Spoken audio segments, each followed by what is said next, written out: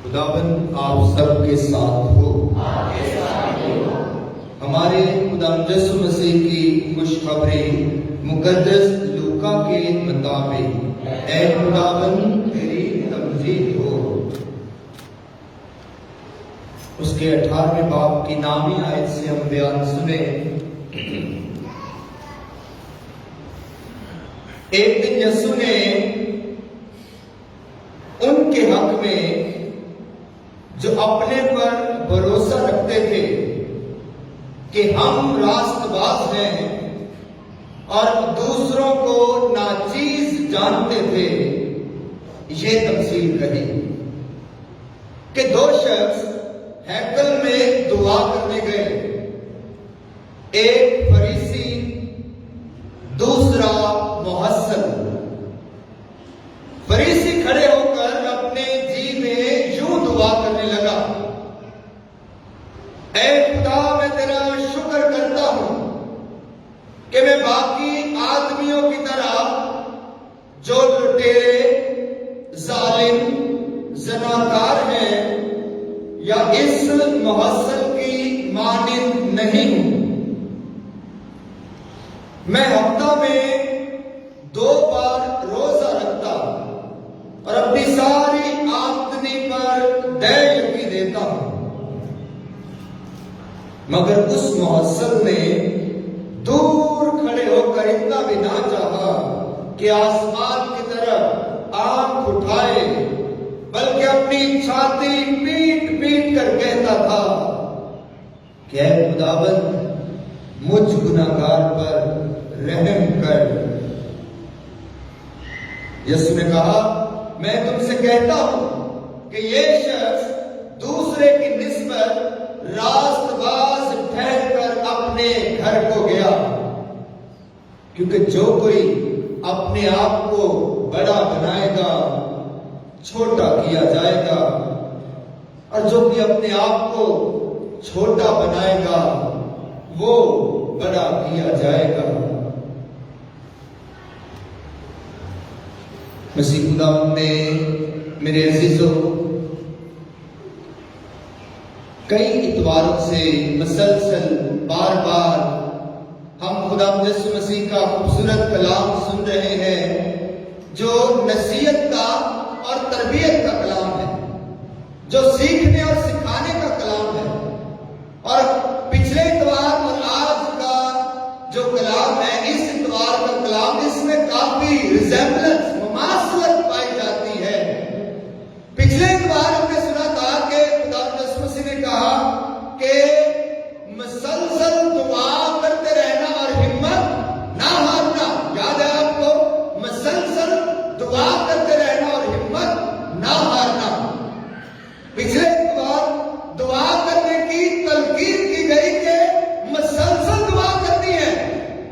آج اس اتوار کے موقع پر خدا یسوع مسیح تربیت یہ کر رہے ہیں کہ دعا کس طرح کی کرنی ہے، دعا میں رویہ کس طرح کا ہوگا، دعا میں مزاج کیا ہوگا، دعا کا طور طریقہ کیا ہوگا، دعا کے الفاظ کیا ہوں گے، دعا میں انسان کی باطنی کیفیت، اس کے دل کی کیفیت، اس کے باطن کی کیفیت کیسی ہونی چاہیے، دعا میں رویہ اور مزاج کس طرح ہونا چاہیے۔ پچھلے دعا کرنے کی تلقین، اور آج جو ہے یہ دعا کرنے کا مزاج، کہ مزاج کیسا ہونا چاہیے، دعا کرنے کا طریقہ اور دعا کرنے میں رجحان اور مزاج اور طور طریقہ کیسا ہونا چاہیے۔ اسی سے دعا جو ہے خدا سے ملاقات کا نام ہے، خدا سے گفتگو کرنے کا نام ہے، بات چیت کرنے کا نام ہے۔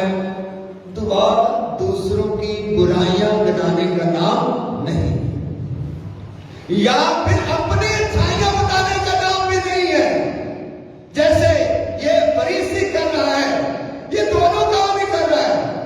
یہ اس گناہگار معصول لینے والے کی برائیاں بھی گناتا ہے اور ساتھ ساتھ اپنی اچھائیاں بھی بتاتا ہے، اور یسوع کہتے ہیں یہ دعا نہیں ہو سکتی، یہ نہیں ہو سکتی دعا۔ کسی کی برائی گنانا، یاد کرنا، یہ بھی دعا نہیں ہے، اور اپنی اچھائی کو بھی خدا کے سامنے رکھنا یہ بھی دعا نہیں ہے۔ جگہ میں ہفتے میں 2 دفعہ روزہ رکھتا ہوں، ہاں خدا کو جتا ہے، خدا میں تیرے لیے کر رہا ہوں۔ خدا کو ہماری دعاؤں کی کیا ضرورت ہے؟ ہمارے روزہ ریاست کی کیا ضرورت ہے؟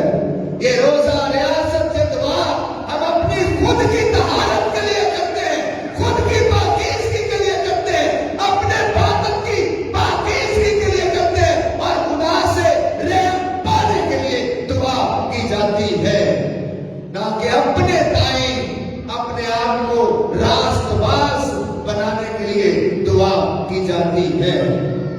بڑی شاندار خدا یسوع مسیح نے یہ تمثیل بیان کی ہے جو بہت سادہ ہے اور بڑی پاورفل، بڑا مضبوط طاقتور کلام ہے۔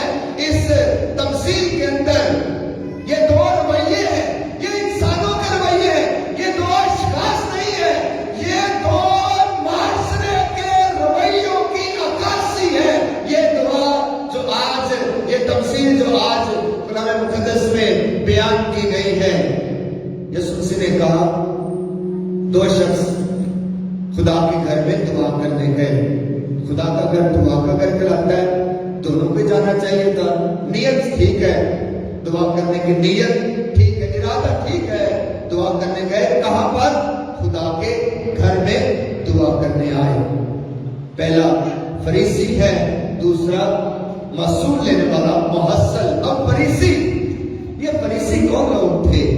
کلام مقدس میں کئی دفعہ ہم نے فقی اور فریسیوں کا ذکر سنا ہے، اور کلام مقدس میں کئی دفعہ یہ فقی اور فریسی ایسے پیش کیے جاتے ہیں کہ جیسے یہ یسوع کے دشمن ہے، یہ یسوع ان کا دشمن ہے، کیونکہ خدا یسوع مسیح کے رویوں پر تنقید کرتا، اور یہ یسوع مسیح کی گھاٹ میں رہتے تھے کہ کوئی نہ کوئی الزام اس پر لگائے، کیونکہ جو یسوع کرتا تھا یہ انہیں پسند نہیں آتا تھا۔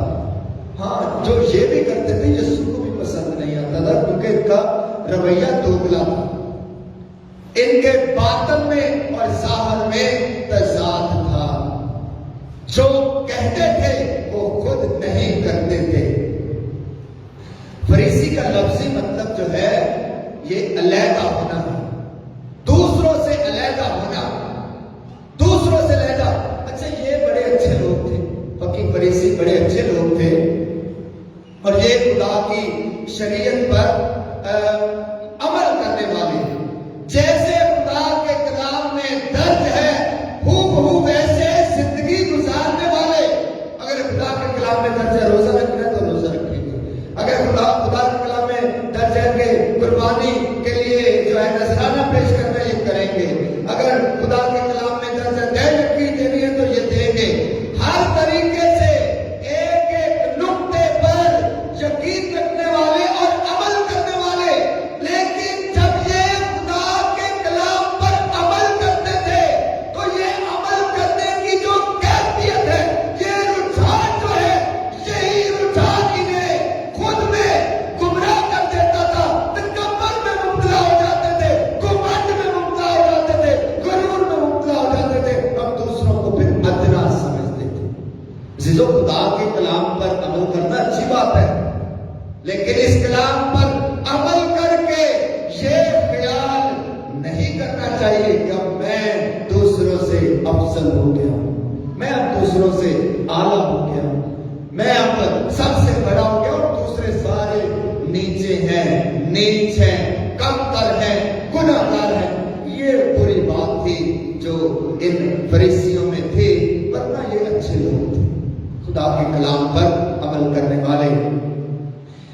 فریسی کا مطلب جیسے میں نے بتایا کہ علیحدہ، تو انہوں نے معاشرے سے اپنے آپ کو علیحدہ کر لیا تھا، علیحدہ ہو گئے تھے کہ ہم جو ہے مسلسل لگاتار خدا کے کلام پر عمل کریں گے، ہم معاشرے کی طرح نہیں ہوں گے۔ یہ علیحدہ کر لیے گئے تھے، لیکن بری بات کیا تھی، خامی اور کمزوری کیا تھی کہ خدا کے کلام پر عمل کرتے کرتے یہ اس گھمنڈ میں اور غرور میں مبتلا ہو گئے تھے کہ جو انہیں پھر اکساتا تھا، اس گھمنڈ اور خمار میں تھے کہ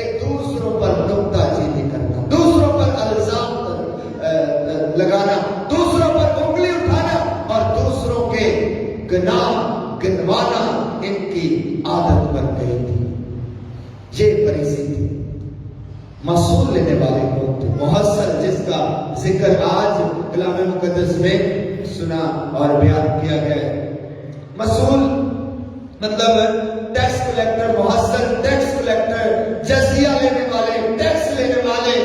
اور یہ رومیوں کے لیے پورے بنی اسرائیل کی قوم سے اور ملک سے ٹیکس لیا کرتے تھے، اور لوگوں کی نظر میں یہ عمل یہ ٹھیک نہیں تھا، ناپاک تھا، اور اسی عمل کی وجہ سے یہ خطا کار اور گناہ گار سمجھے جاتے تھے۔ اور آپ کو یاد ہے کہ یسوع مسیح پر یہ الزام بھی لگایا گیا تھا پکی فریسیوں کی طرف سے کہ یہ محصلوں کے ساتھ کھانا کھاتا ہے، یہ ان کے ساتھ اٹھتا بیٹھتا ہے، یہ ان کا یار ہے، یہ ان کا دوست ہے، اور یہ ان کی کمپنی میں رہتا ہے۔ کیونکہ وہ گناہ گار تھے، اچھے نہیں سمجھے جاتے تھے، معاشرے میں انہیں جو ہے نیچ اور کمتر سمجھا جاتا تھا۔ اب یہ دو بندے، یہ دو اشخاص خدا کے گھر میں دعا کرنے آئے، پہلا فریسی اور دوسرا محصل، معصوم لینے والا۔ فریسی آتا ہے خدا کے گھر میں مذبح کے سامنے اور خدا کو اپنی نیکیاں گناتا ہے، اپنے اچھے کام گناتا ہے۔ میں روزہ رکھتا ہوں، میں دیانت دیتا ہوں، میں کلام پر عمل کرتا ہوں، میں سبت کی پاسداری کرتا ہوں، اور پھر میں ساتھ ہی ساتھ ادھر ادھر دیکھتا ہوں، اسے معصوم لینے والا نظر آ جاتا ہے، اور پھر بیان کرتا ہے کہ میں اس محصل کی طرح بھی نہیں ہوں، اس گناہ گار کی طرح بھی نہیں ہوں، اے خداوند تو مجھ پر رحم کر۔ یہ اس کی دعا ہے۔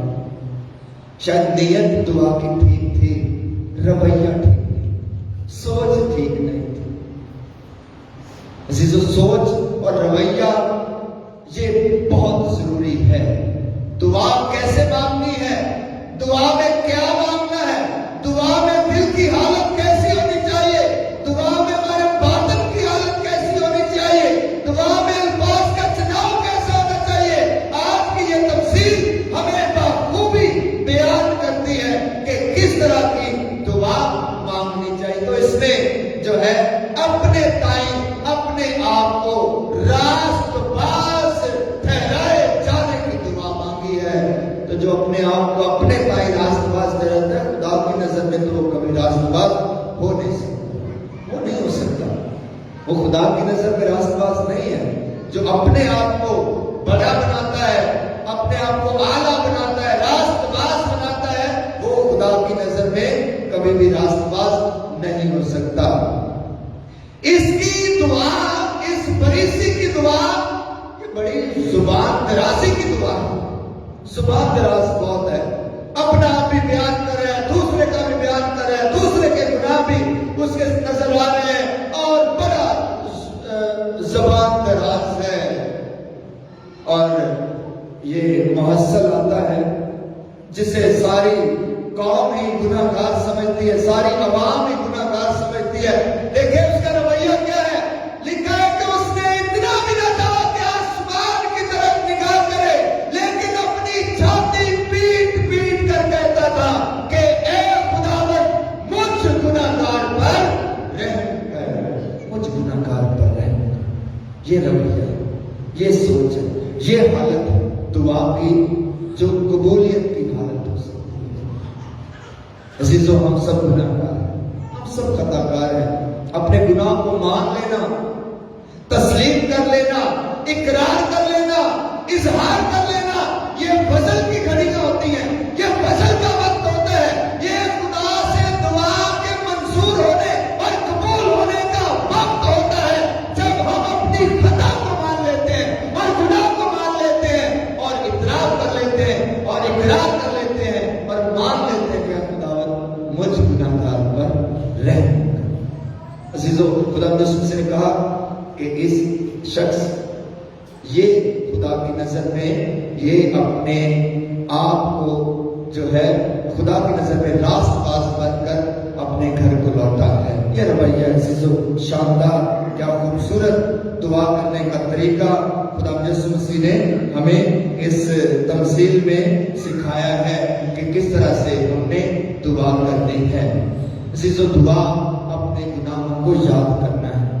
اسی لیے شاید मद्देनजर रखते हुए पाक मां कैथोलिक कलीसिया की इबादत का आगाज कैसे होता है? पाक मां कैथोलिक कलीसिया की इबादत की जो सबसे पहली रस्म होती है वो गुनाहों की माफी से शुरू होती है। आए इस पाक मास को लाइव और वाजिब तौर पर शुरू करने से पहले क्या करें? अपने गुनाहों का यही करते शायद ये हमने इस मसूल लेने वाले से, पाक मां कैथोलिक कलीसिया ने इस मसूल लेने वाले से सीखा है और उसको अपनी इबादत का, अपनी दुआ का, सबसे बड़ी इबादत का, अक़दस कुर्बानी पाक मां कैथोलिक कलीसिया की सबसे बड़ी इबादत का हिस्सा बना लिया। और आगाज ही इससे होता है कि आए वो अपने गुनाहगार होने का इकरार करें, अपनी खताओं को याद करना। जब भी हम खुदा के हुजूर आते हैं तो हमें अपने गुनाह याद आ जाते हैं, क्योंकि खुदा सरापा पाक है, पवित्र है, वो पाक ज़ात है और हम गुनाहगार हैं।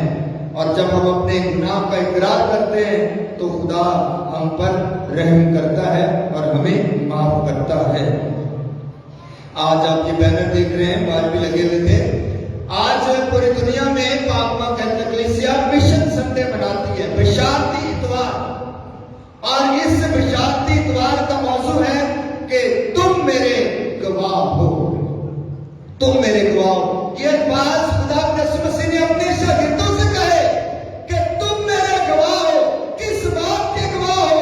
उस बात के गवाह हो, उस कलाम के गवाह हो, उस निजात बख्श मंसूबे के गवाह हो और उस निजात बख्श कामों के गवाह हो जो मैंने तुम्हारे दरमियान किए हैं।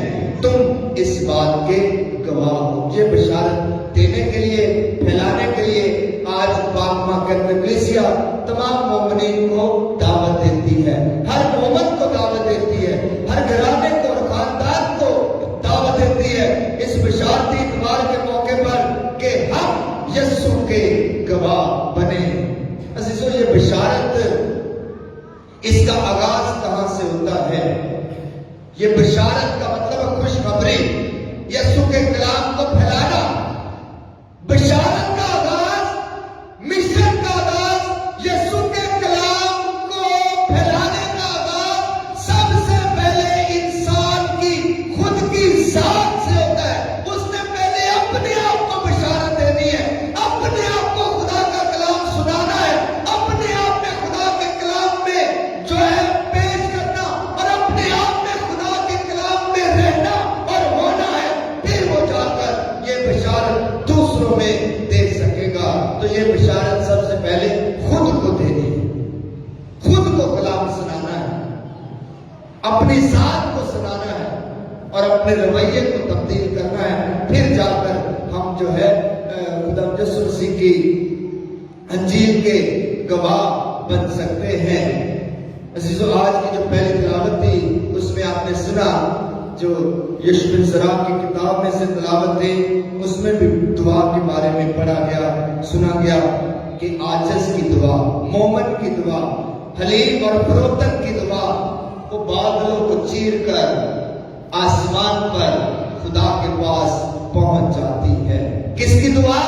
आजिज़ की, हलीम की, फरोतन की दुआ वो बादलों को चीर कर आसमान तक पहुंच जाती है। और अगली बात उससे भी खूबसूरत है कि वो करार नहीं पाती जब तक वो कबूल ना हो जाए।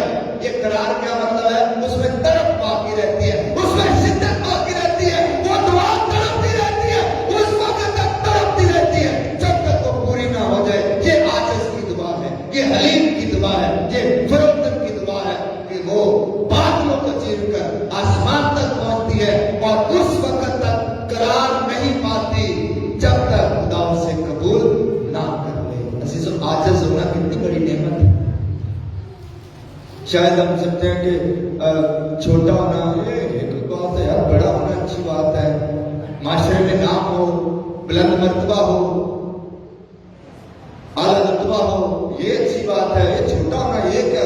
लेकिन अजीजों, ईमान की नजर से देखें, ये छोटा होना कैसी बड़ी बात है, कैसी बड़ी नेमत है, कैसी बड़ी बरकत है कि आज की दुआ जो है ये बादलों को चीर कर आसमान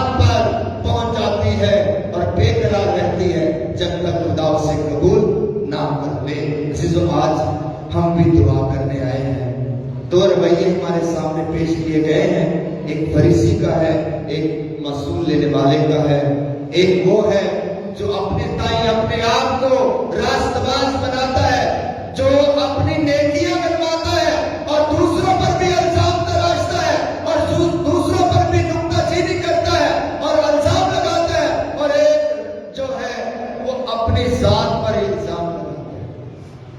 جو موصل ہے، مصول لینے والا ہے، وہ کسی پر الزام نہیں لگاتا، وہ خود کو ہی اس بات کا مجرم ٹھہراتا ہے کہ میں ہی گناہگار ہوں، مجھ میں ہی کمزوری، میں ہی گناہگار ہوں، میں ہی خطا کار ہوں اور مجھے خدا کے رحم کی ضرورت ہے۔ آئیں ہم اس مصول لینے والے سے سیکھیں کہ دعا کیسے کرنی ہے۔ خدا ہمیں ایسے ہی دعا کرنے کی توفیق عطا فرمائے، مسیح خداوند کے وسیلہ سے آمین۔